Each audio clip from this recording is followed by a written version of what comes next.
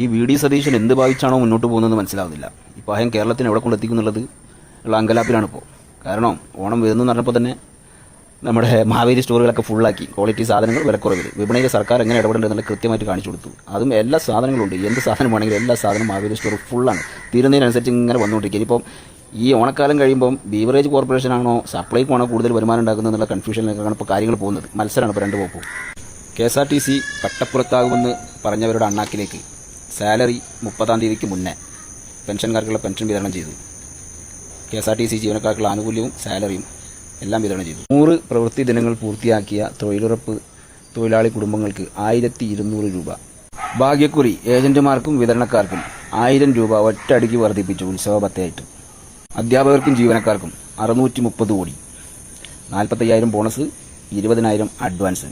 തകർക്കട്ടെ, എല്ലാവരും ഓണം അടിച്ച് പൊളിക്കട്ടെ. അങ്കണവാടി ജീവനക്കാരുടെ പെൻഷൻ 36 കോടി രൂപ നേരത്തെ തന്നെ നീക്കിവെച്ചു. പട്ടികവർഗം SC വിഭാഗത്തിലെ 60 വയസ്സിന് മുകളിലുള്ളവർക്ക് ഓണക്കോടിക്ക് വേണ്ടി 1000 രൂപ വീതം എല്ലാവർക്കും. പാവങ്ങൾക്കൊക്കെ ഓണക്കോടി സർക്കാർ വക. തദ്ദേശ സ്വയംഭരണ സ്ഥാപനങ്ങളിലെ ജീവനക്കാർക്ക് സ്പെഷ്യൽ ഉത്സവ ഭത്ത 2000 രൂപ. ആരെയും വിട്ടിട്ടില്ല.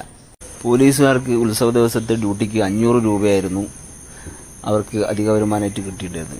ആ 500 മാറ്റി 1000 രൂപയാക്കിയിട്ട് ആ തുക വർദ്ധിപ്പിച്ചിട്ടുണ്ട്.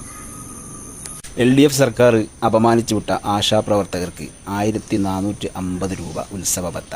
ഇതൊക്കെയല്ലേ സർക്കാർ? ഇതിനൊക്കെയല്ലേ നമ്മൾ പ്രോത്സാഹിപ്പിക്കേണ്ടത്? അടിക്ക് മക്കളെ ലൈക്ക്, അടിച്ച് പൊളിക്ക് ഓണം. ഏവർക്കും ഹൃദ്യമായ ഓണാശംസകൾ. ഓക്കെ.